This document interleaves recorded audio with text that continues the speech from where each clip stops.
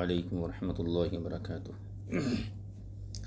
نحمدہ ونصلی علی رسولہ الکریم۔ جامعہ انواریہ حیدرآباد باب العلم انواری ایجوکیشنل سوسائٹی کی جانب سے طحاوی شریف شرح معانی الآثار کے درس کا سلسلہ جاری ہے۔ گزشتہ باب کو ہم نے غالباً 3 یا 4 نشستوں میں مکمل کیا تھا۔ باب المستحاضۃ کیف تطہر للصلاۃ۔ آج ایک نئے باب سے اپنے سبق کا آغاز کرتے ہیں۔ باب صفت التیمم کیف ہی، تیمم کی کیفیت کیا ہے، یہ باب کا عنوان ہے۔ یہاں پر 3 قسم کے مسائل ہیں۔ پہلی چیز تو یہ ہے کہ تیمم میں نیت شرط ہے یا نہیں ہے، ایک مسئلہ۔ دوسرا مسئلہ یہ ہے کہ تیمم کے اندر کتنی ضربیں ضروری ہیں، یہ دوسرا مسئلہ ہوا۔ تیسرا مسئلہ یہ ہے ہاتھوں کا وظیفہ کہاں تک ہے، یعنی ہاتھوں پر تیمم کہاں تک کیا جائے گا، گٹوں تک، کوہنیوں تک یا پھر مونڈوں تک۔ پہلے مسئلے کے بارے میں اگر دیکھیں کہ تیمم میں نیت شرط ہے یا نہیں ہے، تو اس سلسلے میں 2 قول ملتے ہیں، ایک امام زفر اور اوزاعی کا۔ یہ حضرات کہتے ہیں کہ تیمم کے اندر نیت شرط نہیں ہے۔ کیوں؟ اس لیے کہ تیمم وضو کا خلیفہ ہے اور وضو اس کی اصل ہے، جبکہ وضو کے اندر نیت شرط نہیں ہے جو کہ اصل ہے۔ لہٰذا وضو کا جو خلیفہ ہے یعنی تیمم، اس کے اندر بدرجہ اولا نیت شرط نہیں ہوگی۔ یہ استدلال ہے امام زفر، امام اوزاعی رحمہم اللہ کا۔ اور ائمہ اربعہ کے یہاں اگر دیکھیں تو تیمم کے اندر نیت شرط ہے۔ کیوں؟ ان حضرات نے تیمم کے لغوی معنی کا لحاظ کیا ہے۔ یہ فرماتے ہیں کہ تیمم کا لغوی معنی ہی قصد اور ارادہ کرنا ہے، لہٰذا تیمم کرنے والے کو یہ اجازت نہیں ہوگی کہ حقیقی معنی کو ترک کرے یا چھوڑے، لہٰذا لغوی معنی کا لحاظ کرتے ہوئے تیمم میں نیت شرط ہے۔ تو یہ پہلے مسئلے کے اندر 2 قول ہوئے، تیمم میں نیت شرط ہے یا نہیں ہے۔ زفر اور اوزاعی کے یہاں نیت شرط نہیں ہے، ائمہ اربعہ کے یہاں نیت شرط ہے۔ دوسرا مسئلہ تھا تیمم میں کتنی ضربیں ہیں۔ تو اس سلسلے میں امام احمد سے منقول یہ ہے کہ تیمم میں 1 ضرب ہے، اسی سے چہرے کا مسح کرنا ہے، اسی سے ہاتھوں کا مسح کرنا ہے۔ احناف، شوافے اور مالکیہ کے یہاں 2 ضربیں ہیں، 1 ضرب چہرے کے لیے، دوسری ضرب ہاتھوں کے لیے۔ اور بھی اس میں کچھ اقوال ہیں جن کو ہم اختصار کے مد نظر چھوڑ دیتے ہیں۔ اب تیسرے مسئلے کو لیجیے، ہاتھوں کا وظیفہ کہاں تک ہے۔ یہی مسئلہ باب کے اندر زیر بحث رہے گا۔ تیمم میں ہاتھوں کا وظیفہ کہاں تک ہے، یہ تیسرا مسئلہ ہے۔ اس سلسلے میں پہلا قول ابن شہاب زہری کا، محمد بن مسلمہ کا۔ ان حضرات کے یہاں ہاتھوں کا وظیفہ مونڈھوں اور بغلوں تک، یعنی ظاہر کے اعتبار سے مونڈھوں تک اور باطنی اعتبار سے بغلوں تک۔ یہ ابن شہاب زہری اور محمد بن مسلمہ کا نظریہ ہے۔ دوسرا قول ہے امام احمد کا۔ امام احمد بن حنبل کا قول یہ ہے کہ رسغین تک ہاتھوں کا وظیفہ ہے، یعنی گٹوں تک۔ اور امام مالک رضی اللہ تعالی عنہ کے یہاں حکم یہ ہے کہ رسغین تک واجب ہے، یعنی گٹوں تک واجب ہے، اور مرفقین تک، کوہنیوں تک مستحب ہے۔ یہ 3 قول ہوئے۔ چوتھا قول احناف اور شوافے کے یہاں ہاتھوں کا وظیفہ مرفقین یعنی کوہنیوں تک ہے۔ اب یہاں پر یہ مجموعی طور پر یہاں 4 قول ہو گئے، ابن شہاب زہری کا بغلوں تک، امام احمد کا رسغین تک، اور امام مالک کا رسغین تک واجب مرفقین تک مستحب، اور چوتھا قول احناف اور شوافی کا مرفقین تک۔ صاحب کتاب نے بغل والا قول یعنی ابن شہاب زہری اور محمد بن مسلمہ کے قول کو فریق اول قرار دیا ہے، کیونکہ وہاں بغلوں اور مونڈوں تک ہے، اور باقی حضرات کو جو ہے فریق ثانی قرار دیا ہے۔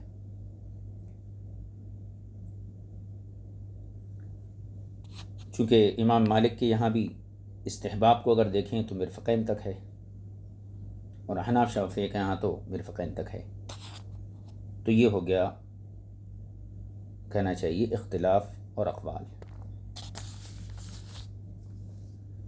اب جیسا کہ صاحب کتاب کا مزاج ہے کہ سب سے پہلے مرجوح مذہب کی روایات کو آپ ذکر کرتے ہیں، تو سب سے پہلا مذہب کیا تھا؟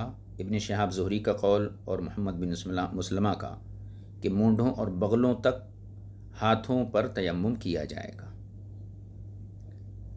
اس مسلک کی تائید میں صاحب کتاب نے عمار بن یاسر رضی اللہ تعالیٰ عنہ کی روایت کو 8 سندوں کے ساتھ ذکر کیا ہے، جس میں اس چیز کی وضاحت ہے کہ مونڈھوں تک مسح کیا جائے گا۔ اب پہلے ہم فریق اول کی ان روایتوں کو پڑھ لیتے ہیں، اس کے بعد صاحب کتاب کی عبارت کی روشنی میں اس کا جواب دینے کی کوشش کریں گے۔ دیکھیے، حدثنا ابن ابی داود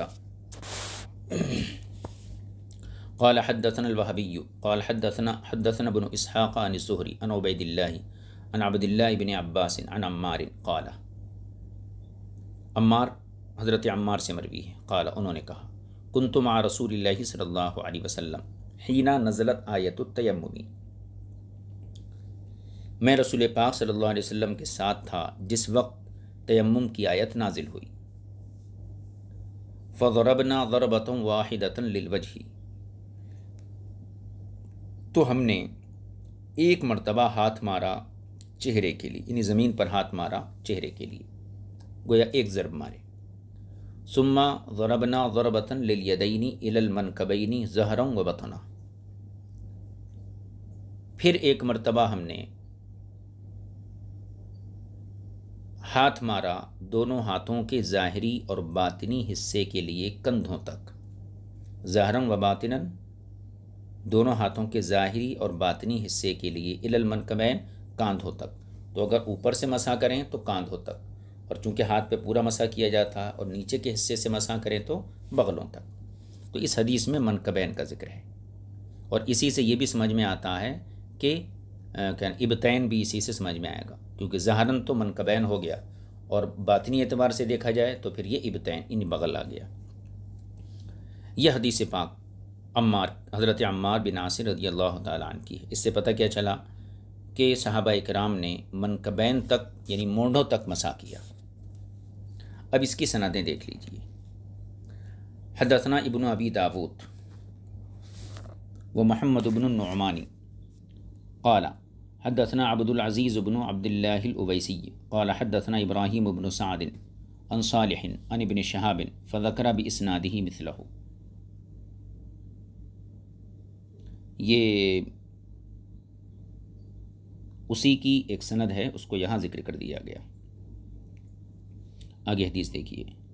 حدثنا ابن ابی داود قال حدثنا عبد اللہ بن محمد بن اسماء قال اخبرنا جویریۃ عن مالک عن الزہری عن عبید اللہ بن عبد اللہ انہ اخبرہ عن ابیہ عن عمار، حضرت عمار سے مروی ہے، قال، وہ فرماتے ہیں، تمسحنا مع رسول اللہ صلی اللہ علیہ وسلم بالتراب، ہم نے رسول پاک صلی اللہ علیہ وسلم کے ساتھ جو ہے مٹی سے مسح کیا، مطلب تیمم کیا۔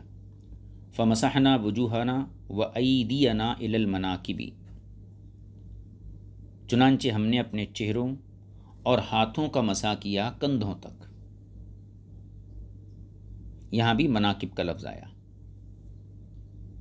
اسی حدیث کی دوسری سند حدثنا محمد بن علی بن داود قال حدثنا سعید بن داود قال حدثنا مالک ان ابن شہاب حدثه ان عبید اللہ بن عبد اللہ اخبرہ عن ابی عن عمار مثلہ. تو یہ بھی حضرت عمار کی اسی حدیث کی ایک سند ہے. نیچے کی حدیث دیکھیے. حدثنا ابو بکرہ قال حدثنا ابراہیم بن بشار قال حدثنا سفیان بن عیینۃ قال حدثنا عمر بن دینار عن ابن شہاب عن عبد اللہ عن ابیہ عن عمار قال تیممنا مع نبی صلی اللہ علیہ وسلم الی المناکب. ہم نے نبی کریم صلی اللہ علیہ وسلم کے ساتھ جو ہے مونڈھوں تک تیمم کیا.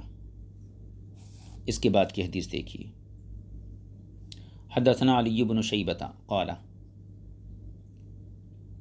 حدثنا یزید بن ہارون قال اخبرنا ابن ابی ذئب عن الزہری عن عبید اللہ بن عبد اللہ عن عمار بن یاسر قال. حضرت عمار بن یاسر سے مروی ہے. قال وہ فرماتے ہیں کننا مع رسول اللہ صلی اللہ علیہ وسلم فی سفر. ہم ایک سفر میں رسول پاک صلی اللہ علیہ وسلم کے ساتھ تھے. فہلک عقد لعائشۃ.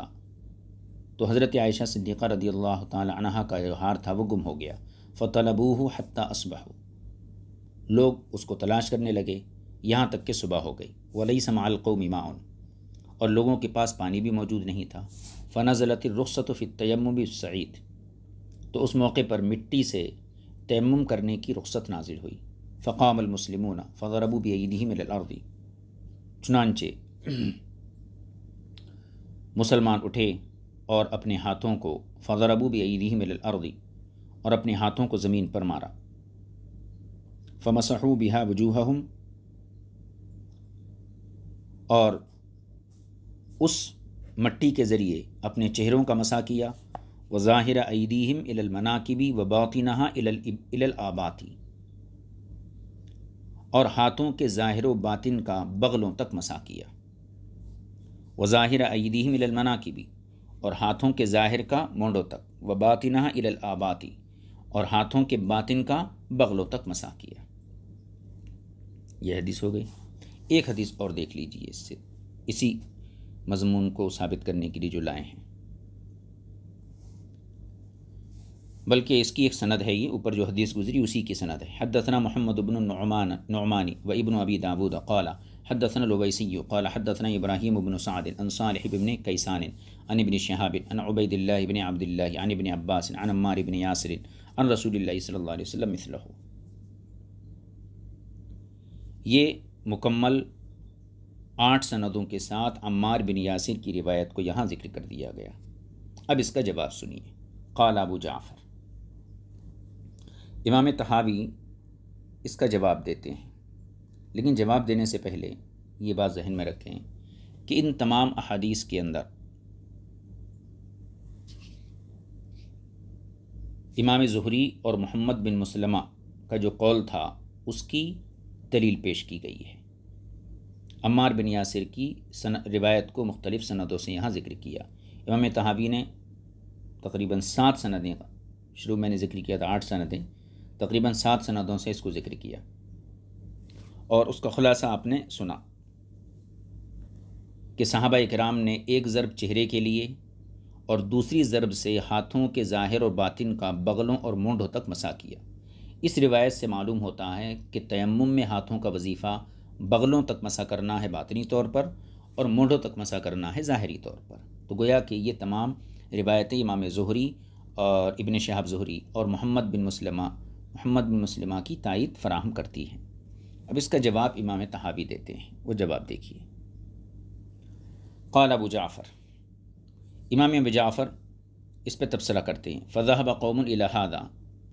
تو ایک جماعت فقہا کی اس طرف گئی. کس کی؟ ابن شہاب زہری کی. فقال، انہوں نے کہا هكذا التيمم، هكذا التيمم، کہ تیمم کا یہی طریقہ ہے. ضربۃ للوجہ، ایک ضرب چہرے کے لیے، وضربۃ للذراعین الی المناکب والآباط، اور دوسری ضرب دونوں ہاتھوں کے لیے کندھوں اور بغلوں تک. تو ان آثار کی بنیاد پر، عمار بن یاسر کی روایت کی بنیاد پر، فقہا کی ایک جماعت کا خیال یہ ہے کہ تیمم میں ہاتھوں کا وظیفہ مونڈوں تک اور بغلوں تک ہے. آگے فرماتے اب دوسرا اختلاف، وخالفہم فی ذلک آخرون فافترقوا فرقتین، دوسرے فقہاء نے اس سلسلے میں اختلاف کیا ہے۔ وہ کہتے ہیں کہ مناکب اور آباد تک ہاتھوں کا وظیفہ نہیں ہے۔ اس بات میں دونوں کا قول فریق اول سے اختلاف ہے، لیکن اس کے بعد ایک اور اختلاف ہے۔ دیکھیے، وخالفہم فی ذلک آخرون، اور ہاتھوں کا وظیفہ بغلوں تک ہے، اس مسئلے میں دوسرے فقہاء نے ان کی مخالفت کی ہے۔ فافترقوا فرقتین، پھر یہ مخالفت کرنے والے دو گروہ میں تقسیم ہو گئے۔ فقالت فرقۃ منہم، تو ایک جماعت نے یہ کہا، التیمم للوجہ والیدین الی المرفقین، کہ چہرے کے لیے تیمم ہے اور دونوں ہاتھوں کے لیے تیمم ہے مرفقین تک، یعنی ہاتھوں کا وظیفہ کوہنیوں سمیت ہے۔ وقالت فرقۃ منہم، اور دوسرے گروہ نے کہا، التیمم للوجہین والکفین، کہ تیمم جو ہے وہ ایک ضرب چہرے کے لیے ہے اور ایک ضرب دونوں ہاتھوں کے لیے ہے، گٹوں تک صرف۔ تو بغل کی مخالفت میں یہ دونوں متفق ہیں کہ مونڈوں تک تیمم نہیں کیا جائے گا، اس بات میں یہ دونوں فریق متفق ہیں، لیکن پھر اختلاف ہے۔ ایک طبقہ یہ کہتا ہے، جیسے شوافع ہیں اور احناف ہیں، ایک طبقہ یہ کہتا ہے کہ کہنا چاہیے مرفقین تک ہاتھوں کا وظیفہ ہے، اور دوسرا طبقہ یہ کہتا ہے کہ مرفقین تک نہیں بلکہ صرف کہنا چاہیے گٹوں تک یہ ہاتھوں کا وظیفہ ہے۔ فکان من الحجتی لہذین الفریقین علی الفرقۃ الاولی، اب یہاں پر صرف فریق ثانی کی وضاحت کر دی کہ فریق ثانی کا خود بھی اس مسئلے میں آگے اختلاف ہے، لیکن ابھی یہاں تک ہمیں یہ دیکھنا ہے کہ فریق اول کی بنسبت یہ دونوں لوگ متفق ہیں اس بات پر کہ بغلوں تک تیمم نہیں کیا جائے گا، بغلوں تک تیمم نہیں کیا جائے گا۔ تو اب جو دلیل دے رہے ہیں اور جواب دے رہے ہیں فریق اول کی دلیل کا، تو گویا کہ یہ دونوں فریق کی طرف سے ہے۔ فکان من الحجتی لہذین الفریقین علی الفرقۃ الاولی، تو ان دونوں فریقوں کی پہلے والے فریق کے اوپر دلیل یہ ہے، حجت یہ ہے۔ اب یہاں سے گویا کہ عمار بن یاسر کی جو روایت ذکر کی گئی تھی اس کا جواب پیش کر رہے ہیں۔ اب جواب کیا ہے وہ دیکھیے۔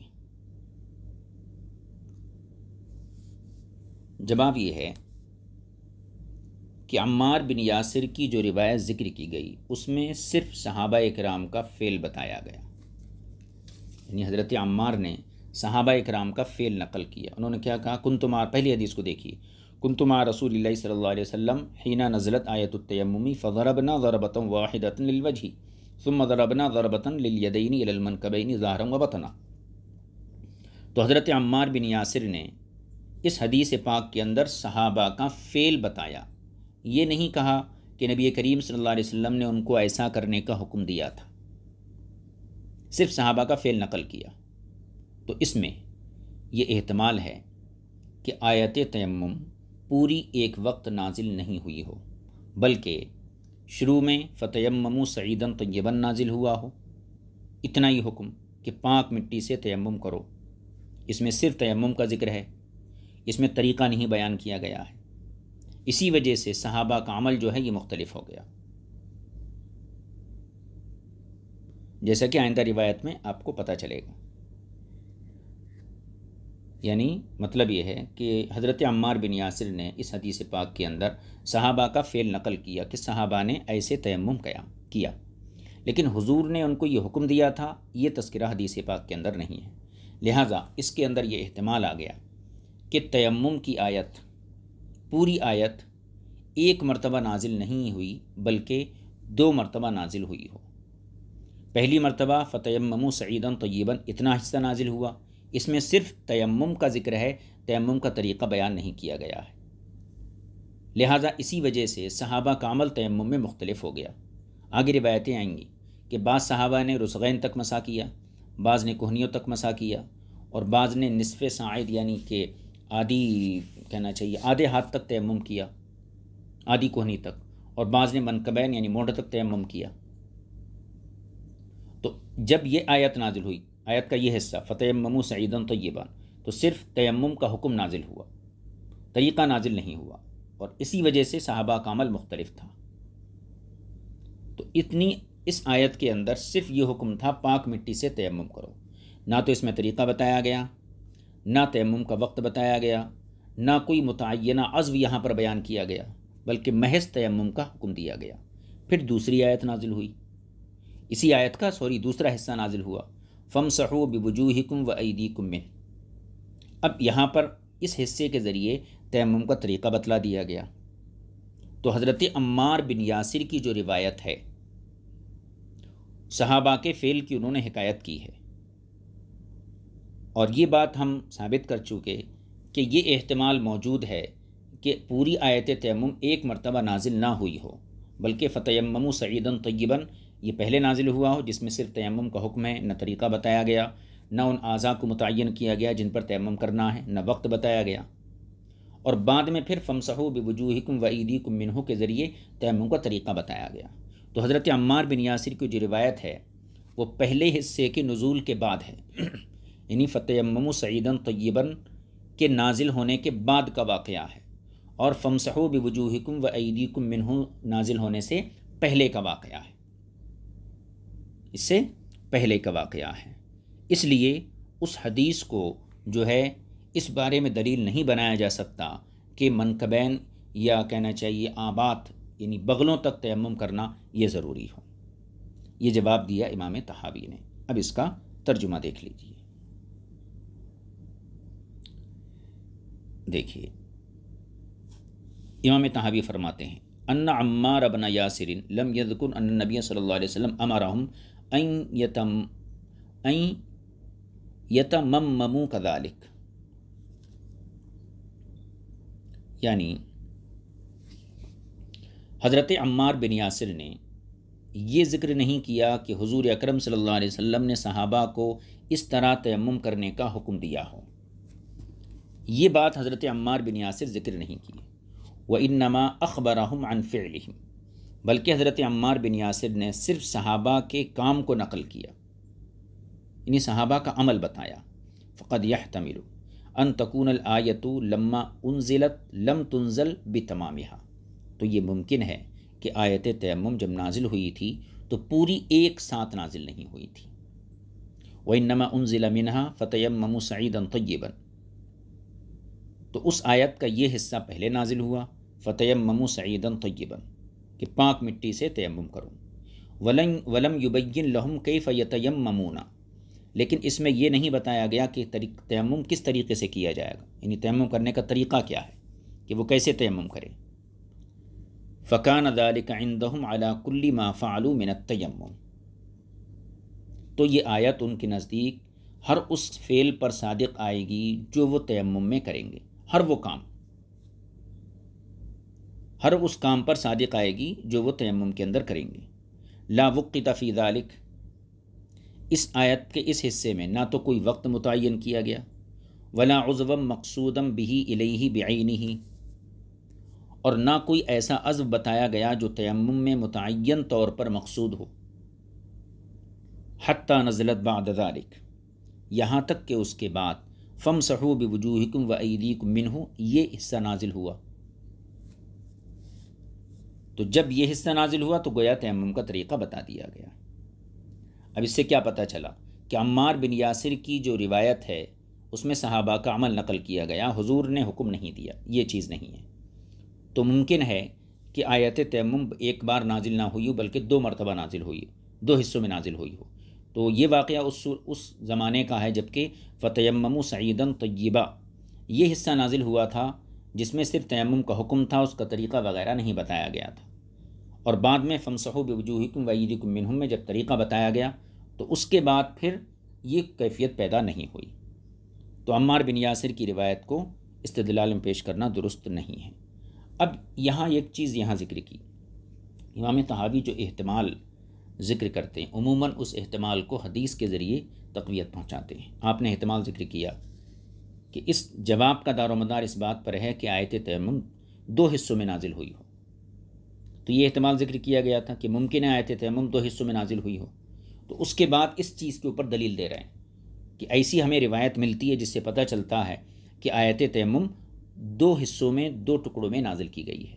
فرماتی وَمِمَّا يَدُلُّ عَلَى مَا قُلْنَا مِن ذَلِكَ، اور ہم نے جو ابھی بات کہی کہ آیت تیمم ممکن ہے 2 حصوں میں نازل ہوئی ہو، اس بات کے اوپر دلالت کرتی ہے وہ حدیث جو ہم سے احمد بن عبد الرحمن نے بیان کی ہے۔ اب وہ حدیث ہے یہ حدیث کس زمین میں پیش کر رہے ہیں کہ آیت تیمم 2 حصوں میں نازل ہوئی ہے۔ دیکھیے، ما حدثنا احمد بن عبد الرحمن قال حدثنا عمی عبد اللہ بن وہب عن ابن لہیعۃ عن ابی الاسود حدثه انه سمع عروة يخبره عن عائشة رضی اللہ عنہا قالت، حضرت عائشہ فرماتی ہیں اقبلنا مع رسول اللہ صلی اللہ علیہ وسلم من غزوۃ اللہ، ہم رسول پاک صلی اللہ علیہ وسلم کے ساتھ ایک غزوے سے واپس آ رہے تھے یا آئے، حتی اذا کننا بالمعرس قریبا من المدینہ، جب ہم مدینے کے قریب مقام معرس پر پہنچے تو نعست من اللیل، تو رات میں مجھے اونگ آ گئی، وکانت علی قتادۃ تدعى السمت تبلغ السرۃ، اور میری گردن میں ایک ہار تھا جس کو سمت کہا جاتا تھا اور وہ ناف تک پہنچتا تھا۔ فجعلت انعس فخرجت من عنقی، تو وہ ہار میری گردن سے نکل گیا نیند کی حالت میں۔ فلما نزلت مع رسول اللہ صلی اللہ علیہ وسلم لصلاۃ الصبح، تو جب میں رسول پاک صلی اللہ علیہ وسلم کے ساتھ صبح یعنی فجر کی نماز کے لیے اتری تو میں نے عرض کیا، قلت یا رسول اللہ، میں نے عرض کیا یا رسول اللہ، خرت قلادتی من عنقی، میری گردن سے میرا ہار گر گیا ہے۔ فقالا، تو حضور نے فرمایا، ایھا الناس، اے لوگو، ان امکم قد ضلت قلادتها فابتغوها، تمہاری ماں کا ہار گم گیا ہے لہٰذا تم تلاش کرو۔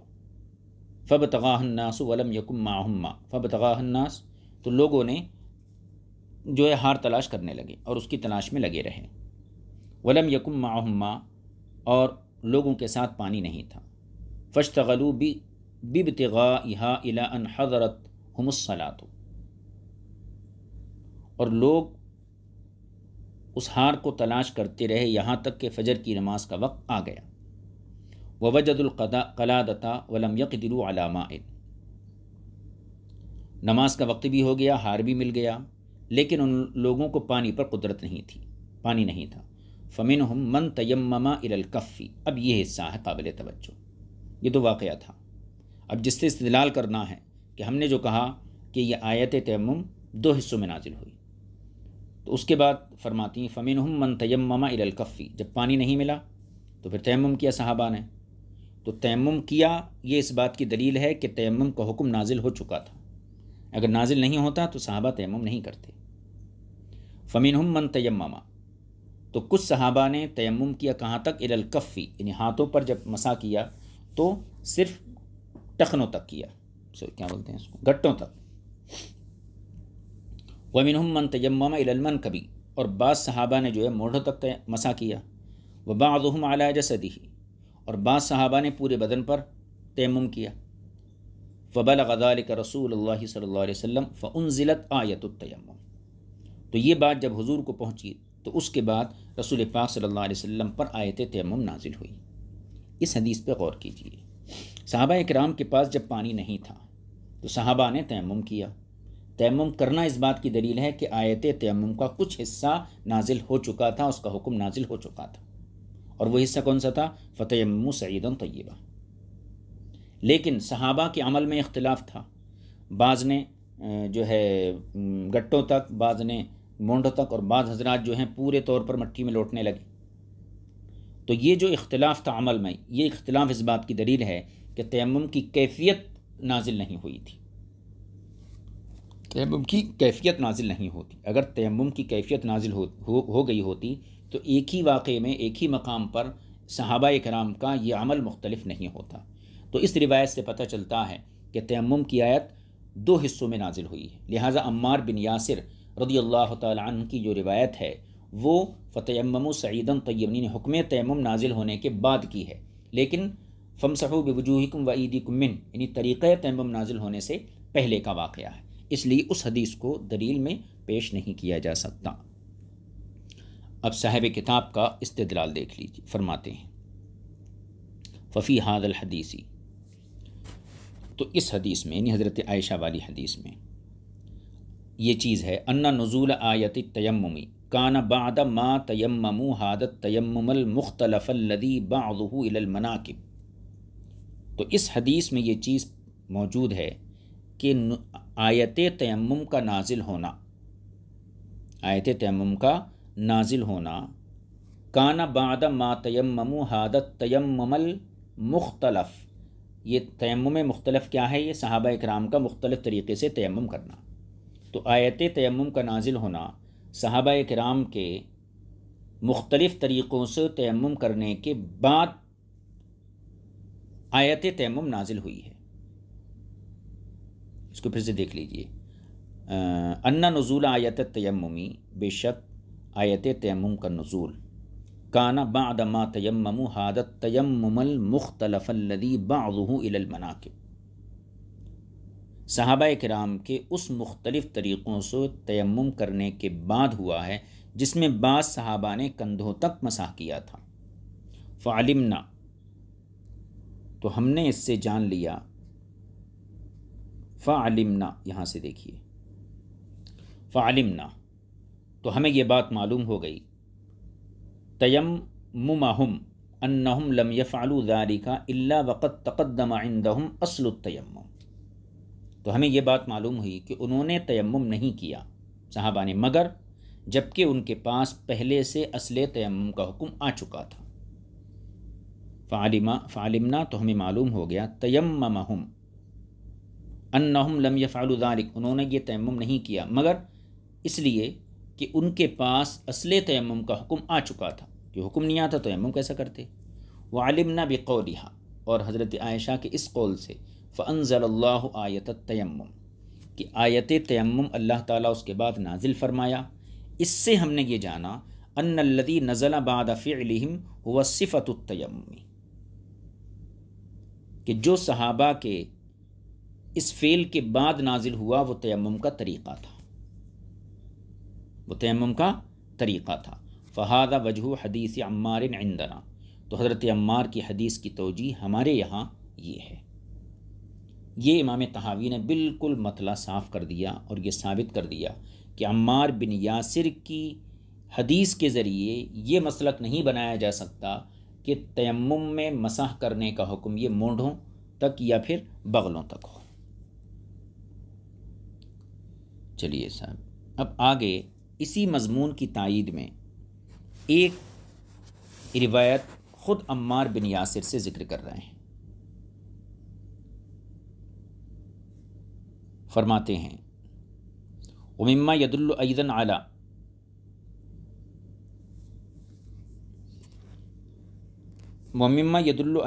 ان هذه الآیت تنفی ما فعلوا من ذلك، اور وہ چیز جو اس بات پر دلالت کرتی ہے کہ یہ آیت صحابہ کرام کے اس فعل کی نفی کرتی ہے جو انہوں نے کیا، یعنی جو چیز اس بات پر دلالت کرتی ہے، اب یا آگے ایک فتویٰ ہے یا پھر ایک روایت ہے، اس روایت کی طرف اشارہ ہے کہ جو چیز اس بات پر دلالت کرتی ہے کہ یہ آیت صحابہ کرام کے اس فعل کی نفی کرتی ہے جو انہوں نے کیا۔ انہوں نے کیا کیا؟ آبات یعنی بغلوں تک تیمم کیا یا مونڈوں تک تیمم کیا، مونڈوں تک مسح کیا، تو صحابہ نے جو یہ کام کیا آیت کریمہ اس کی نفی کرتی ہے۔ کیسے؟ فرماتی ان عمار بن یاسر وہو الذی روا ذلک عن النبی، وہ اس طرح کہ حضرت عمار بن یاسر سے نبی کریم صلی اللہ علیہ وسلم کی حدیث مذکور روایت ہے، ان عمار بن یاسر وہو الذی روا ذلک عن النبی، حضرت عمار بن یاسر نے حضور صلی اللہ علیہ وسلم سے یہ روایت نقل کی، کون سی؟ کہ آبات یعنی بغلوں اور مونڈوں تک صحابہ نے مسح کیا۔ وقد روا غیرہ عنہ فی التیمم الذی عملہ بعد ذلک خلاف ذلک، حالانکہ تیمم کے بارے میں جو عمل خود عمار بن یاسر کرتے تھے وہ اس روایت کے برخلاف ہے۔ قد روا غیرہ عنہ، دوسرے حضرات نے عمار بن یاسر سے تیمم کے سلسلے میں ایسی روایت ذکر کی ہے جو اس حدیث کے خلاف ہے۔ یعنی اس حدیث میں جو حدیث عمار بن یاسر نے روایت کی اس میں کیا ہے کہ صحابہ نے مونڈوں تک تیمم کیا، مونڈوں تک مسح کیا، جبکہ عمار بن یاسر کا عمل جو حضرات نقل کرتے ہیں کہ خود عمار بن یاسر تیمم کیسا کیا کرتے تھے، تو وہ حضرات یہ نقل کرتے ہیں کہ عمار بن یاسر جو ہیں بغلوں تک تیمم نہیں کرتے تھے، تو خود حضرت عمار بن یاسر کا عمل اپنی روایت کردہ حدیث کے خلاف ہے، اور یہ عمل حضور اکرم صلی اللہ علیہ وسلم کے پردہ فرمانے کے بعد بھی ہوا۔ تو اس سے پتہ یہ چلتا ہے کہ راوی اگر اپنی روایت کے خلاف عمل کرتا ہو تو یا تو راوی کے نزدیک وہ حدیث منسوخ ہوتی ہے یا پھر کسی اور وجہ سے وہ حدیث قابل عمل نہیں ہوتی ہے، ورنہ خود راوی حدیث اس حدیث پر عمل نہیں کر رہے ہیں تو یہ تعجب خیز بات ہے۔ اسی کو صاحب کتاب نے یہاں بیان فرمایا ہے۔ دیکھیے اب ان روایتوں کو دیکھیے جن سے یہ پتہ چلتا ہے کہ عمار بن یاسر کا عمل اور فتویٰ خود اس حدیث کے خلاف تھا، جیسے کہ فمن ہو ان حدیث میں سے کہ ما حدثنا علی بن معبد قال حدثنا عبد الوهاب عن سعید عن قتادہ عن ازرۃ عن سعید بن عبد الرحمن بن ابزہ عن ابی ان عمار بن یاسر سأل نبی اللہ صلی اللہ علیہ وسلم عن التیمم، یہ حدیث پاک ہے۔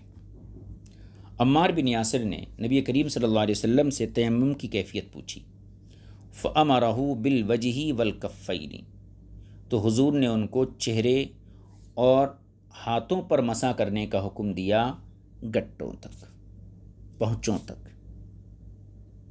اب یہاں دیکھیے عمار بن یاسر کی وہ روایت جو فریق اول نے ذکر کی ہے مناکب اور آباد تک یعنی مونڈھوں تک مسح کرنا ہے، اور خود حضرت عمار بن یاسر کی ایک اور روایت ہے کہ حضور اکرم صلی اللہ علیہ وسلم سے انہوں نے خود پوچھا یا رسول اللہ تیمم کی کیفیت کیا ہے، تو حضور نے بیان فرمایا فَأَمَرَهُ بِالْوَجْهِ وَالْكَفَّيْنِ، تو حضرت عمار بن یاسر سے یہاں کفین والی روایت منقول ہے۔ تو یہی ہمیں بتانا ہے کہ خود حضرت عمار بن یاسر کی دوسری روایتیں اس روایت کی مخالفت کرتی ہیں۔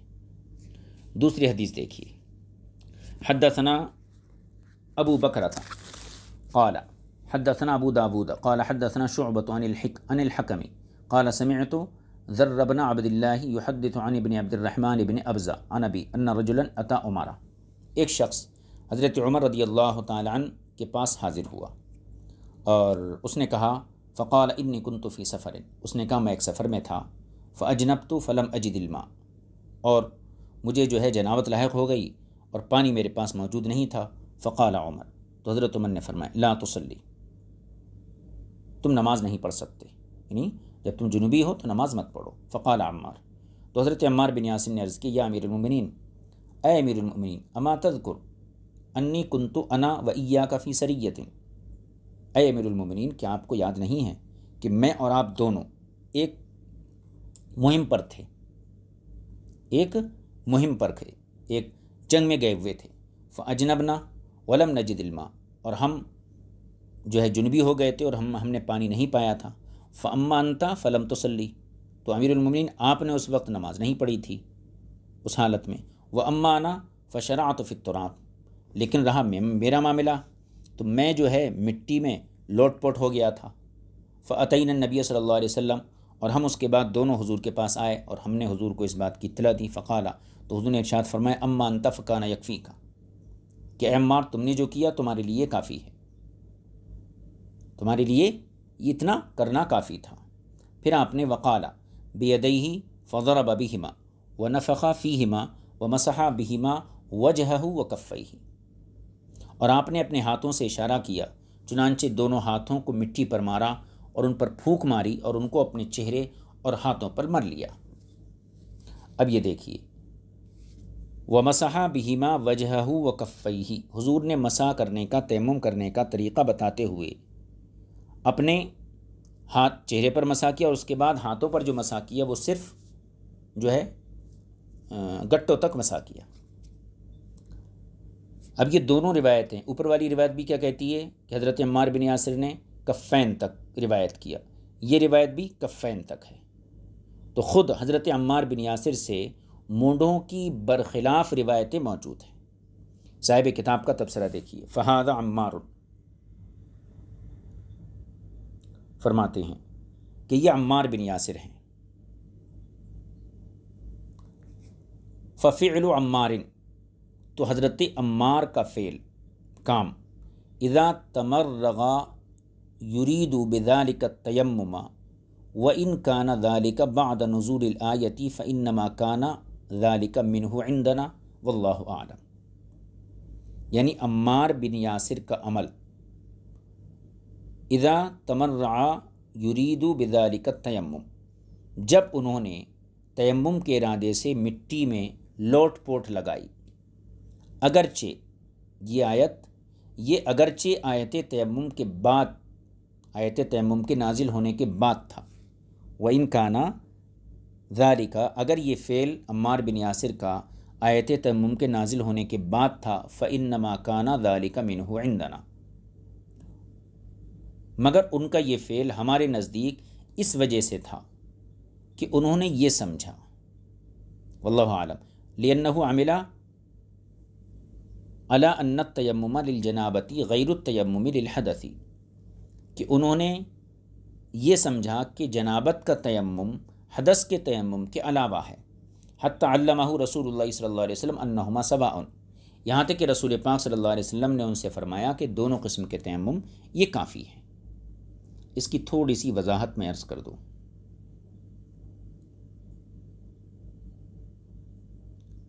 دیکھیے، عمار بن یاسر کی روایت جو فریق اول کی طرف سے ذکر کی گئی، اس میں 7 سندوں کے ساتھ ذکر کیا گیا کہ آبات یعنی مونڈھوں تک یا بغلوں تک تیمم کا اس کے اندر ذکر تھا۔ لیکن اور دوسری روایتیں ہیں جو عمار بن یاسر کی اس روایت کی مخالفت کرتی ہیں، اور ان روایتوں میں یہ چیز بالکل واضح ہے کہ حضرت عمار بن یاسر سے ایسی روایتیں بھی جس میں کفین تک تیمم یا مسح کرنے کا حکم دیا گیا ہے۔ تو امام ابو جعفر طحاوی علیہ الرحمہ اس کی وجہ بیان کر رہے ہیں کہ اس حدیث پاک کے اندر کہ جب انہوں نے مٹی کے اندر لوٹ پوٹ کا تیمم کیا، پھر حضور کے پاس آئے تو پھر حضور نے کہا ومسح، اپنے عمل کے ذریعے بتایا ومسح بہما وجہہ وکفیہ، تو یہاں پر گویا کہ ان کا جو یہ عمل تھا مٹی میں لوٹ پوٹ ہونا اس لیے تھا، شاید وہ یہ سمجھ رہے تھے کہ جنابت کا تیمم الگ ہوتا ہے، حدث کا تیمم الگ ہوتا ہے۔ یہاں تک کہ رسول پاک صلی اللہ علیہ وسلم نے تیمم کر کے ان کو دکھایا اور بتایا کہ دونوں قسم کا تیمم ایک ہی ہوتا ہے۔ تو حضرت عمار بن یاسر کی یہ روایتیں پہلی والی روایت کی مخالفت کرتی ہیں۔ تو اس کا جواب سوائے اس کے کچھ نہیں ہے کہ یہ جو روایتیں ہیں یہ اس وقت کی ہیں جب کہ آیت تیمم کا ایک حصہ نازل ہوا تھا، اور جب جو ہے فَامْسَحُوا بِوُجُوهِكُمْ وَأَيْدِيكُمْ مِنْهُ، جب طریقہ تیمم نازل ہو گیا، اس کے بعد عمل یہی تھا کہ مرفقین تک تیمم کیا جاتا تھا۔ اس کی اور ایک سند ہے، وہ بھی دیکھ لیجئے۔ حدثنا ابو بکرۃ قال حدثنا ابو داود قال حدثنا زائدۃ وشعبۃ عن حسین عن ابی مالک عن عمار انه قال الى المفصل، اوپر والی حدیث میں کہتا ہے مفصل کہا عمار بن یاسر نے، لیکن یہاں پر جو ہے کفین، یہاں مفصل کہا، ولم يرفعوا، لیکن اس حدیث کو جو ہے مرفوع روایت نہیں کیا گیا ہے۔ اور ایک حدیث دیکھیے، حدثنا محمد بن الحجاج قال حدثنا علی بن معبد قال حدثنا عیسی بن یونس عن الاعمش عن سلمة بن كهيل عن سعید بن عبد الرحمن بن ابزی عن ابی عن عمار ان رسول اللہ صلی اللہ علیہ وسلم قال له، عمار بن یاسر سے حضور اکرم صلی اللہ علیہ وسلم نے فرمایا انما كان يكفيك ان تقول هكذا، ان تقول نہیں بلکہ ان تفعل ہونا چاہیے۔ عمار بن یاسر سے حضور صلی اللہ علیہ وسلم نے فرمایا انما یکفیکا، تمہارے لیے کافی ہے، ان تفعل ھذا، کہ تم یہ کام کر لیا کرو، یعنی اتنا کر لینا کافی ہے۔ کیا؟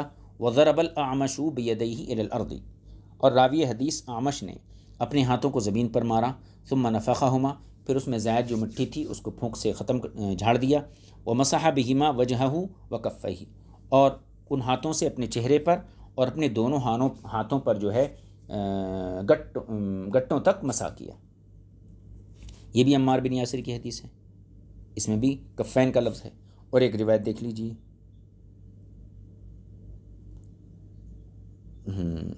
آگے ہے روایت یہ، حدثنا محمد بن خزیمہ قال حدثنا حجاج قال حدثنا شعبة قال اخبرني الحكم عن ذر عن عبد الرحمن بن ابزة عن ابي عن عمار ان رسول الله صلی اللہ علیہ وسلم قال له، عمار بن یاسر سے حضور صلی اللہ علیہ وسلم نے فرمایا، انما كان يكفيك هكذا، تمہارے لیے اتنا کافی ہے، وضرب شعبة كفيه الى الارض، اور شعبہ نے حدیث بیان کرتے ہوئے اپنے دونوں ہاتھوں کو زمین پر مارا، وادناهما من فيه، اور ان کو اپنے منہ کے قریب کر کے، فنفخ فیہما، ان میں پھونک ماری، ثم مسح وجہہ وکفیہ، پھر اپنے چہرے اور اپنے دونوں ہاتھوں پر جو ہے مسح کیا، ہاتھوں پر پھیر لیا۔ یہ تمام روایتیں حضرت عمار بن یاسر کی ہیں۔ ان تمام روایتوں میں کیا ہے؟ کفیہ الی الکفین، یعنی ہاتھوں پر جو مسح کیا گیا کفین تک مسح کیا گیا۔ اب اس پر امام طحاوی کا تبصرہ سنیے، بلکہ اب سند کے اعتبار سے تھوڑا کلام کیا ہے۔ ابھی تک تو اتنا ثابت کیا کہ شروع باب میں فریق اول نے عمار بن یاسر کی حدیث کو جس مسئلے کی تائید میں پیش کیا تھا کہ مونڈوں تک یا بغلوں تک ہاتھوں پر مسح کرنا چاہیے تیمم کے اندر، لیکن خود عمار بن یاسر سے ایسی روایتیں موجود ہیں جو پہلی روایت کے خلاف ہیں، یعنی کفین تک کی روایتیں موجود ہیں۔ اس کے علاوہ امام ابو جعفر طحاوی رضی اللہ تعالیٰ عنہ اس حدیث کے اندر جو ہے ایک خامی ذکر فرما رہے ہیں۔ قال ابو جعفر ہاکذا قال محمد بن خزیمہ فی اسناد ھذا الحدیث، امام طحاوی فرماتے کہ محمد بن خزیمہ نے اس حدیث کو اس طرح بیان کیا، اس حدیث کی سند کو اس طرح بیان کیا، ان عبد الرحمن بن ابزہ عن ابیہ، حالانکہ وانما ہوا عن ذر عن ابن عبد الرحمن عن ابی، حالانکہ اس کی سند اس طرح ہے۔ تو محمد بن خزیمہ نے اس کی سند عبد الرحمن بن ابزی بن ابی، حالانکہ اس کی سند اس طرح ہے، تو گویا کہ سند کے اندر اس حدیث میں اضطراب ہے۔ تو البتہ آپ یوں کہہ سکتے ہیں کہ عمار بن یاسر کی روایت میں متن کے اعتبار سے بھی اضطراب ہے اور سند کے اعتبار سے بھی اضطراب ہے۔ متن کے اعتبار سے اضطراب کیسے ہے؟ وہ اس طریقے سے کہ فریق اول نے جو روایت ذکر کی اس میں الی المناکب یا الی المنکبین کے الفاظ آئے، اور پھر ہم نے جو روایتیں ذکر کی یہاں پر تو کفین کے الفاظ آئے، تو یہ متن کا اختلاف ہو گیا، متن کا اضطراب ہوا، اور سند کے اندر بھی اضطراب ہے۔ لہذا ایسی حدیث جو سند کے اعتبار سے بھی مضطرب ہو اور متن کے اعتبار سے بھی مضطرب ہو، اس کو دلیل کے طور پر پیش نہیں کیا جا سکتا۔ دیکھیے، حدثنا ابو بکرۃ قال حدثنا ابو داود قال حدثنا شعبۃ عن سلمۃ قال سمعت ذرا يحدث عن ابن عبد الرحمن بن ابزہ عن ابیہ نحوہ قال سلمۃ لا ادری بلغت ذراعین ام لا۔ یہ عبد الرحمن بن ازری سے گزشتہ روایت کے مثل مروی ہے، البتہ اس میں اتنا اضافہ ہے کہ پھر آپ نے جو ہے ان کے چہرے اور دونوں ہاتھوں پر کلائیوں کی نصف تک پھیر دیا، نہیں یہ نیچے والا ہے، فمسح بہما وجہہ ویدیہ الی انصاف الذراع، اوپر والی جو تھی حدثنا ابو بکرہ، یہ حدیث دو تھی۔ اس کے بارے میں صاحب کتاب نے بیان فرمایا کہ میں نے ذر سے سنا، وہ روایت کرتے ہیں ابن عبد الرحمن ابن ابزہ عن ابیہ نحوہ، ان سے، یعنی نیچے پیچھے جو ایک سند بیان کی گئی تھی، جو کہا گیا تھا امام طحاوی کی طرف سے کہ یہ سند اس طریقے سے ہے، تو یہ تو قول تھا، اب اس کی سند یہاں ذکر کر دی گئی کہ اس طریقے سے یہ سند ہے۔ یہ سلمہ نے کہا ہے کہ میں نہیں جانتا کہ وہ ذراعین تک انہوں نے حدیث کو بنقل کیا یا نہیں نقل کیا۔ اب اس کے بعد دوسری ایک حدیث، حدثنا ابن مرزوق قال حدثنا محمد بن كثير قال أخبرنا سفيان عن سلمة بن كهيل عن أبي مالك عبد الرحمن بن أبزة مثله، عبد الرحمن بن ابزا نے اسی کے مثل روایت کیا، وزادہ، اور اس میں یہ الفاظ اضافہ کیے، فمسح بہما وجہہ ویدیہ الی انصاف الذراعین، کہ پھر آپ نے حضور صلی اللہ علیہ وسلم اپنے چہرے اور دونوں ہاتھوں پر کلائیوں کے نصف تک پھیر لیا۔ حدثنا ابو بکرہ قال حدثنا مؤمر قال حدثنا سفیان فذکر باسنادہ مثلہ۔ تو اب یہاں پر دیکھیے کئی چیزیں جمع ہو گئی۔ امام طحاوی فرماتے ہیں فقد اضطرب علینا حدیث عمار ھذا، حضرت عمار کی حدیث ہمارے سامنے مضطرب ہو گئی۔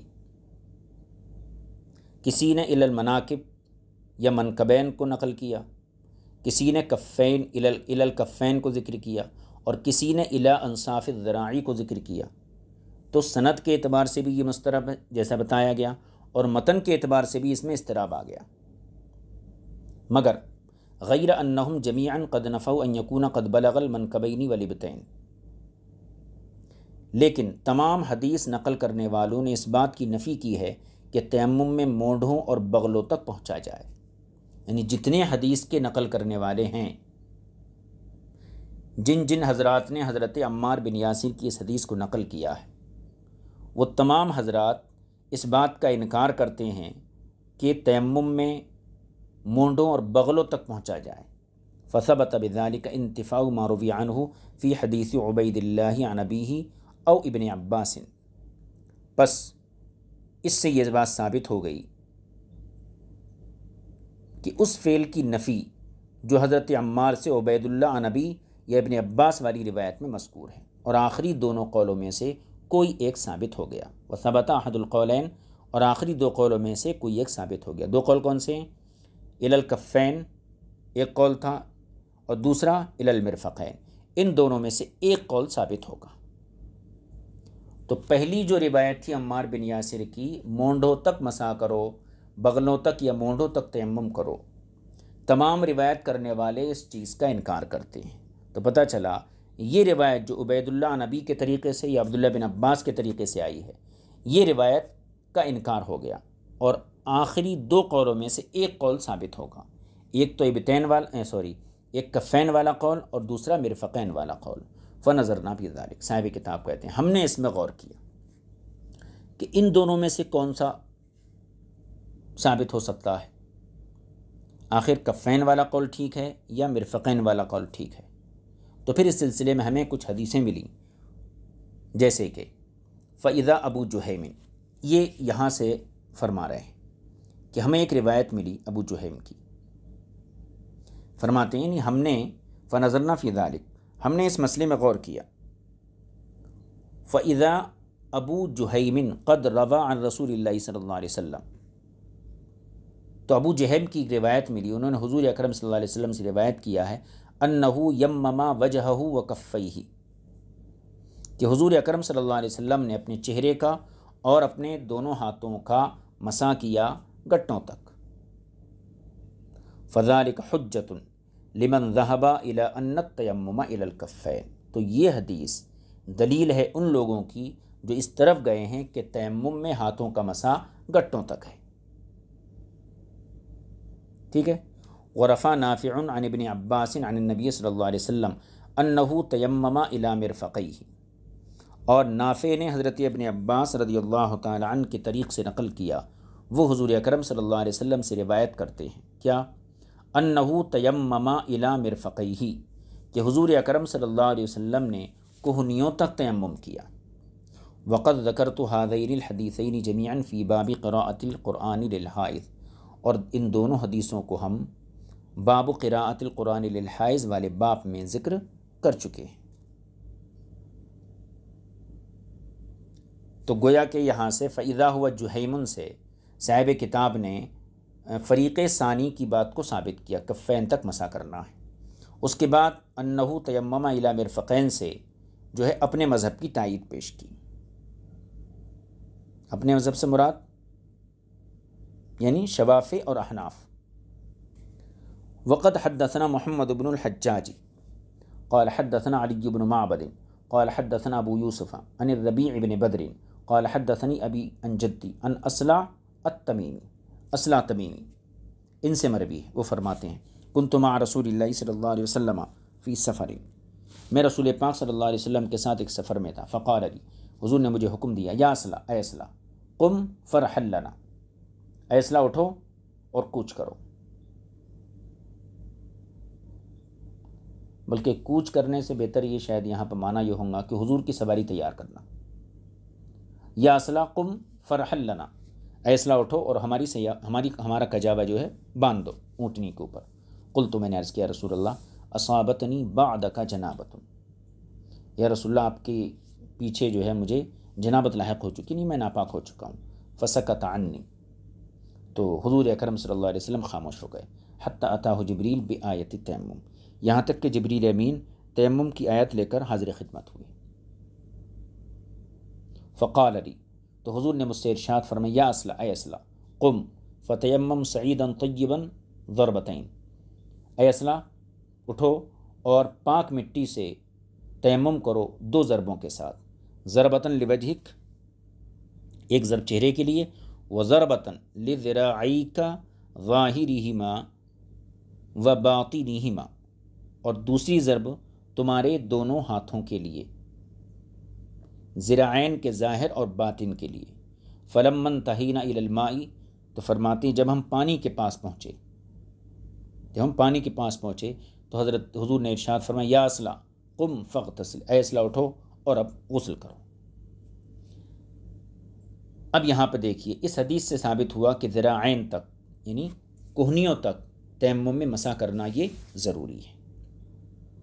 صاحب کتاب فرماتے ہیں فلما اختلفوا فی التیمم کیف ہوا، تو جب فقہا کا تیمم میں اختلاف ہو گیا کہ تیمم کی کیفیت کیا ہے، واختلفت هذه الروایات فیہ، اور یہ حدیثیں بھی تیمم کی کیفیت میں مختلف ہیں، کسی میں آتا ہے مونڈوں تک تیمم کرو، کسی میں آتا ہے کفین تک تیمم کرو، کسی میں آتا ہے ذراعین یا مرفقین تک تیمم کرو۔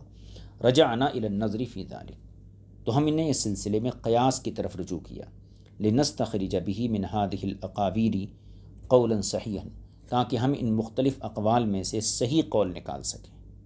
فاعتبرنا ذلک، اب یہاں سے صاحب کتاب قیاس اپنا بیان فرماتے ہیں کہ قیاس کیا چاہتا ہے، اور قیاس کے ذریعے ان مختلف اقوال میں سے قول صحیح کو کس طریقے سے نکالا جائے گا، اب اس کو صاحب کتاب بیان فرما رہے ہیں۔ پہلے میں اس کی وضاحت کر دیتا ہوں قیاس کی، اور اس کے بعد جو ہے اس کا ترجمہ کریں گے۔ امام طحاوی کے فرمانے کا مقصد یہ ہے، فاعتبرنا ذلك فوجدنا الوضوء على الاعضاء التي ذكرها الله تعالى في كتابه، یعنی اب تک ہمارے سامنے دو قسم کی روایتیں آئیں، ایک تو وہ جن میں منکبین یعنی مونڈوں تک مسح کا ذکر ہے، جو فریق اول کی مستدل روایتیں ہیں، اور دوسری وہ روایتیں جن میں صرف کفین کے مسح کا ذکر ہے، جیسے کہ عمار بن یاسر کی دوسری روایت اور حضرت ابو جہیم کی روایت، ٹھیک ہے۔ ان کے علاوہ تیسری قسم کی روایات وہ ہیں جن میں مرفقین تک مسح کرنے کا ذکر ہے، جیسے کہ ابن عمر اور اصلع بن شریک تمیمی رضی اللہ تعالیٰ عنہ کی روایت ہے، جو کہ احناف اور شوافی کی مستدل ہیں۔ تو اب تک اس سلسلے میں تین طرح کی روایتیں آئیں، ایک وہ جن میں منکبین کا تذکرہ ہے، یہ فریق اول کی مستدل ہیں، دوسری وہ جس میں کفین کا تذکرہ ہے، یہ جو ہیں امام احمد وغیرہ کی مستدل ہیں، اور تیسری وہ روایتیں جن میں جو ہے مرفقین کا تذکرہ ہے، جو احناف اور شوافی کی مستدل ہیں۔ تو فرماتے ہیں جب تیمم سے متعلق روایات میں اضطراب ہو گیا تو اب ان میں سے کسی کو بھی مستدل نہیں بنایا جا سکتا، کسی ایک سے استدلال نہیں کیا جا سکتا، لہذا قیاس کی طرف رجوع کرنا ہوگا تاکہ مسئلے کی صحیح صورتحال یہ سامنے آ سکے۔ اب نظر کیا ہے؟ نظر کا خلاصہ یہ ہے کہ تیمم جو کہ وضو کا قائم مقام ہے، اس کے اندر تخفیف مقصود ہے، یعنی وضو کا قائم مقام جو تیمم ہے، یہ تو سب بالکل طے شدہ بات ہے کہ وضو کا خلیفہ تیمم ہے، اور تیمم کی جو رخصت ہے یہ تخفیف ہے اصل۔ اسی بنا پر اللہ تعالیٰ نے تیمم میں اعضائے وضو میں سے بعض کو ساقط کر دیا ہے، جیسے چہرے کا مسح ہے ساقط ہے، پیروں کا مسح ہے، پیروں کا دھونا تھا تیمم میں وضو میں پیروں کا دھونا تھا، لیکن تیمم وہ بھی ساقط، تو چہرہ اور ہاتھ کو باقی رکھا گیا اور باقی اعضاء کے وظیفے کو ساقط کر دیا گیا۔ تو یہ اس بات کی دلیل ہے کہ تیمم جو ہے اس کے اندر تخفیف ہونا چاہیے، اس کے اندر تخفیف ہونا چاہیے۔ پھر سنیے، تیمم یہ وضو کا قائم مقام ہے اور اس کے اندر تخفیف مقصود ہے، اسی بنا پر تیمم میں اعضائے وضو میں سے بعض کو ساقط کر دیا گیا ہے، جیسے سر اور دونوں پیر ہیں۔ لہذا جن اعضاء پر تیمم کا حکم دیا گیا ہے ان میں تیمم کا وظیفہ اعضائے وضو کے وظیفے سے تجاوز نہیں کرے گا۔ یعنی جن اعضاء پر تیمم کرنے کا حکم ہے، یعنی تیمم میں مسح کرنے کا حکم ہے، تو مسح کی مقدار وضو کی مقدار سے زیادہ نہیں ہوگی۔ یعنی مثلا وضو میں ہاتھ کو کہاں تک دھونے کا حکم تھا، تو تیمم میں اس سے زائد مسح کرنے کا حکم نہیں ہوگا۔ کیوں؟ اس لیے کہ تیمم خلیفہ ہے اور اس کے اندر تخفیف مقصود ہے۔ اس دلیل کو پھر سے سن لیجیے، تیمم خلیفہ ہے وضو کا اور تیمم کا مقصود ہے تخفیف، اسی لیے بعض اعضاء کو ساقط کر دیا گیا ہے۔ لہٰذا جن اعضاء پر تیمم کرنے کا حکم دیا گیا ہے ان میں تیمم کا وظیفہ اعضائے وضو کے وظیفے سے تجاوز نہیں کرے گا، یا تو اس کے برابر ہوگا یا اس سے کم ہوگا۔ اور جب پیر اور سر جو اعضائے وضو میں سے ہیں تیمم میں ان کو ساقط کر دیا گیا، تو جو حصہ اعضائے وضو میں سے ہے ہی نہیں اس پر بدرجہ اولا تیمم نہیں کیا جائے گا۔ لہذا تیمم میں ہاتھوں کا وظیفہ صرف کوہنیوں تک ہوگا، اس سے تجاوز نہیں کرے گا۔ یہ بہترین قیاس ہے، کیونکہ مونڈھے یا بغل یہ وضو کے اندر بھی وظیفہ نہیں ہے، تو پھر تیمم کے اندر وظیفہ کیوں ہوں گے؟ حالانکہ تیمم تو وضو کے قائم مقام ہے اور تیمم کا مقصد جو ہے تخفیف مقصود ہے، اس کا مقصد ہی تخفیف ہے۔ لہذا جو حصہ اصل شے کے اندر یعنی وضو کے اندر وظیفہ نہیں تھا تو وہ نائب یا خلیفہ یعنی تیمم کے اندر وظیفہ کیوں ہوگا؟ یہ قیاس تھا۔ اب اس کا ترجمہ کر لیجیے۔ فرماتے ہیں فَاعْتَبَرْنَا ذَلِكَ،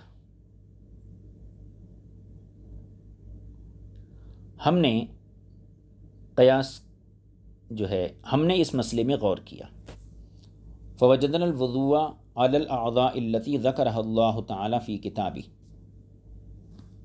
تو ہم نے دیکھا کہ وضو ان اعضاء پر ہے جن کو اللہ تعالیٰ نے اپنی کتاب میں ذکر کیا ہے۔ وكان التيمم قد اسقط عن بعضها، اور تیمم میں بعض اعضاء کو ساقط کر دیا گیا ہے، مثلا فاسقط عن الراس والرجلين، سر اور پیروں کو ساقط کر دیا گیا تیمم میں۔ فكان التيمم هو على بعض ما عليه الوضوء، لہٰذا تیمم صرف ان اعضاء کے بعض پر رہ گیا جن پر وضو واجب تھا، جن پر وضو واجب تھا۔ فبطل بذلك قول من قال انه الى المناکب، تو اس قیاس کے ذریعے ان حضرات کا قول باطل ہو گیا جو یہ کہتے ہیں کہ تیمم میں مونڈوں تک مسح کیا جائے گا، لأنه لما بطل عن الرأس والرجلين، کیونکہ جب سر اور پیروں سے تیمم ساقط ہو گیا، وہما مما یوضع، حالانکہ یہ اعضائے وضو میں سے ہیں، کان احرا ان لا یجب علی ما لا یتوضا، تو پھر جو اعضائے وضو میں داخل ہی نہیں ہیں جیسے مونڈھے، تو ان پر تیمم بدرجہ اولا واجب نہیں ہوگا۔ یہ قیاس تھا امام طحاوی کی طرف سے۔ اب یہاں سے ایک دوسرا اختلاف ہے، ثم اختلف فی الذراعین هل یمممان ام لا، یہاں سے ایک دوسرا اختلاف ہے۔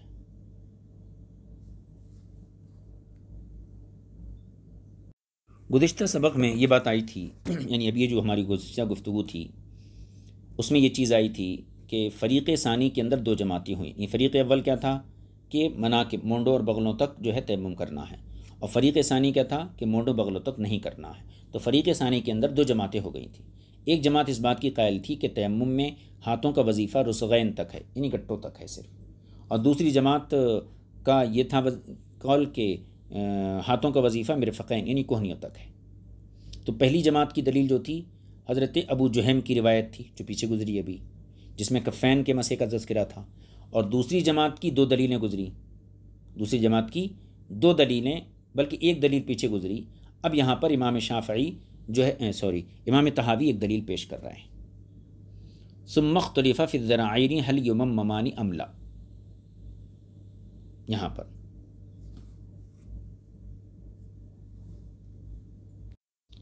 ایک دلیل عقلی ہے، اس کا خلاصہ یہ ہے کہ غور کرنے سے معلوم ہوتا ہے کہ جن اعضائے وضو سے تیمم کو ساقط کر دیا گیا ہے، جیسے پیر ہے اور کہنا چاہیے سر ہے، ان کو جو ہے تیمم میں ساقط کر دیا گیا ہے، تو ان میں پورے عضو کو ساقط کیا گیا ہے؟ ایسا نہیں ہے کہ بعض حصے پر مسح کا حکم دیا گیا ہو، بعض کو ساقط کر دیا گیا ہو۔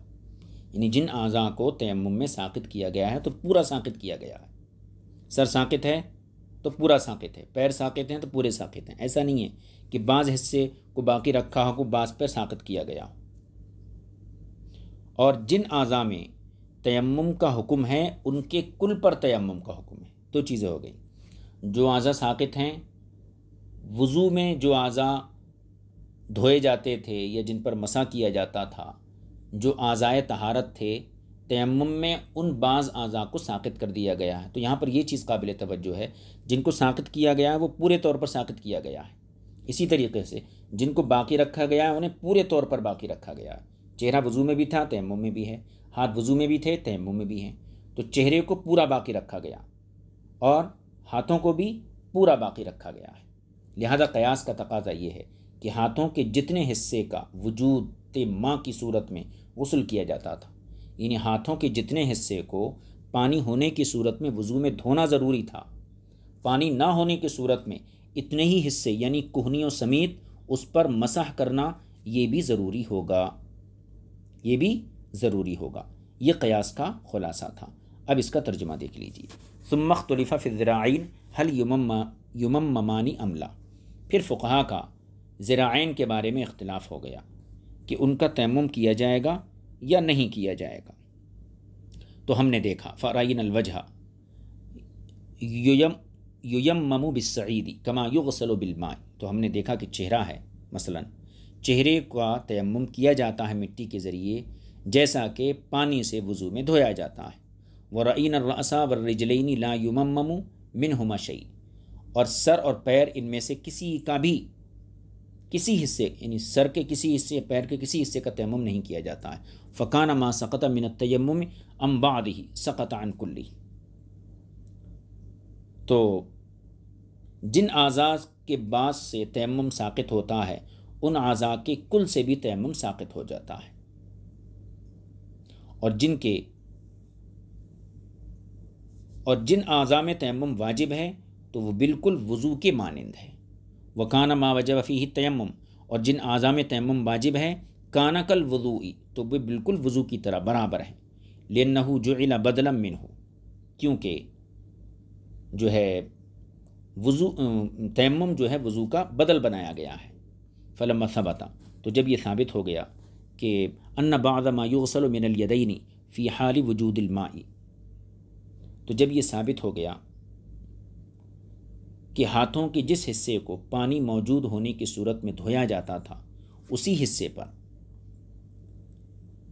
تو یممو فی حال عدم الماء، تو اسی حصے پر پانی کی عدم موجودگی کی صورت میں تیمم کیا جائے گا۔ ثبت بذالک ان التیمم فی الیدین الی المرفقین، تو اس سے یہ ثابت ہوا کہ ہاتھوں کا وظیفہ تیمم میں مرفقین تک ہے، قیاسا و نظرا علی ما بینا من ذالک، قیاس کرتے ہوئے اور نظر کا اعتبار کرتے ہوئے جیسا کہ ہم نے واضح کیا۔ وہذا قول ابی حنیفہ و ابی یوسف و محمد، یہ ائمہ ثلاثہ کا مذہب ہے۔ اب یہاں سے کچھ تائید پیش کر رہے ہیں۔ وقد روی ذالک عن ابن عمر و جابر، ابن عمر اور حضرت جابر کی روایتوں سے بھی احناف کے مسلک کی تائید ہوتی ہے۔ ان روایتوں کو پڑھ لیجئے، یہ انشاءاللہ یہ باب مکمل ہو جائیں گا۔ حدثنا یونس، دیکھیے یہاں ہے، حدثنا یونس قال حدثنا علی بن معبد عن عبید اللہ بن عمر عن عبد الحکیم کریم الجزری عن نافع قال سألت ابن عمر عن التیمم، میں نے ابن عمر سے تیمم کے بارے میں پوچھا۔ فضرب بیدیہ الی الارض ومسح بہما یدیہ ووجہہ وضرب ضربۃ اخری فمسح بہما ذراعیہ، دیکھیے اس میں ذراعیہ کے لفظ ہیں، یعنی حضرت ابن عمر رضی اللہ تعالیٰ عنہ نے اپنے دونوں ہاتھوں کو زمین پر مارا، ان کو اپنے ہاتھوں اور چہرے پر پھیرا اور دوسری مرتبہ مارا، پھر ان کو اپنے ذراعین پر پھیر لیا۔ دوسری اسی حدیث کی دوسری سند۔ حدثنا علی بن شیبہ قال حدثنا محمد بن عبد اللہ الکناسی قال حدثنا عبد العزیز بن ابی رواد النافع عن ابن عمر مثلہ، ابن عمر سے اسی قسم کی روایت نقل ہے۔ اس کی تیسری سند حدثنا روح بن الفرج قال حدثنا سعید بن کثیر بن عفیر قال حدثني یحیی بن ایوب عن ہشام بن عروہ عن نافع عن ابن عمر مثلہ، یہ 3 سندیں ہو گئیں۔ دوسری حدیث حدثنا یونس قال اخبرنا ابن وهب ان مالکا حدثه عن نافع ان عبد الله ابن عمر اقبل من الجرف، حضرت نافع روایت کرتے ہیں کہ ابن عمر مقام جرف سے تشریف لائے، حتی اذا کان بالمربط، جب آپ مقام مربط پر پہنچے، تیمم سعیدا طیبا، تو آپ نے پاک مٹی سے تیمم کیا، فمسح بوجہہ، اپنے چہرے پر مسح کیا، ویدیہ الی المرفقین، اور اپنے ہاتھوں پر کوہنیوں سمیت مسح کیا، ثم صلی، پھر آپ نے نماز ادا فرمائی۔ تیسری حدیث حدثنا فہد قال حدثنا ابو نعیم قال حدثنا عزرۃ بن ثابت عن ابی الزبیر عن جابر قال اتاہ رجل، حضرت جابر رضی اللہ تعالیٰ عنہ فرماتے ہیں ان کے پاس ایک شخص آیا، فقال اصابتنی جنابہ، اس نے کہا مجھے جنابت لاحق ہو گئی ہے، وانی تمکعت فی التراب، اور میں پورا زمین میں لوٹ لیا ہوں۔ فقال، تو آپ نے فرمایا اصرت حمارا، کیا تم گدھے بن گئے ہو، یعنی گدھا لوٹتا ہے۔ وضرب بيديه الى الارض فمسح وجهه ثم ضرب بيديه الى الارض فمسح بيديه الى المرفقين، تو پھر حضرت جابر نے ان کو تیمم کا طریقہ بتایا، کیسے کہ آپ نے اپنے دونوں ہاتھ زمین پر مارے اور اپنے چہرے کا مسح کیا، پھر دوبارہ زمین پر ہاتھ مارے اور کوہنیاں تک دونوں ہاتھوں کا مسح کیا، اور فرمایا وقال هكذا التيمم، فرمایا تیمم اس طرح کیا جاتا ہے۔ تو یہ تمام روایتیں احناف اور شوافے کے مذہب کی تائید کرتی ہیں۔ وقد روی مثل ذلك ايضا عن الحسنی، اور اسی مثل حضرت حسن بصری سے بھی روایت مذکور ہے، جیسا کہ فرماتے ہیں حدثنا محمد بن خزیمہ قال حدثنا حجاج قال حدثنا حماد عن قتادة عن الحسن انه قال، حسن بصری سے مروی قال انه قال ضربۃ للوجہ والکفین وضربۃ للذراعین الى المرفقین، ایک ضرب چہرے کے لیے اور ہاتھوں کے لیے، اور ایک ضرب جو ہے ذراعین کے لیے مرفقین تک۔ حدثنا محمد قال حدثنا حجاج قال حدثنا ابو الاشهب عن الحسن مثله ولم يقل الى المرفقين، اشہب نے جو حسن سے روایت کیا ہے اسی مثل حدیث ہے، لیکن اس میں مرفقین الى المرفقین کا تذکرہ نہیں ہے، صرف للذراعین کا ہے، مطلب وہی ہے۔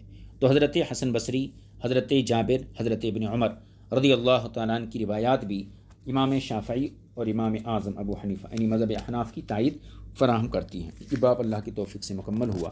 آگے کے باب کو باب غسل یوم الجمعہ، اس کو انشاءاللہ آئندہ درس میں شریک کریں گے۔ صلی اللہ علیہ نبی الکریم وآلہ وصحبہ اجمعین والحمد للہ رب العالمین۔ السلام علیکم ورحمۃ اللہ وبرکاتہ۔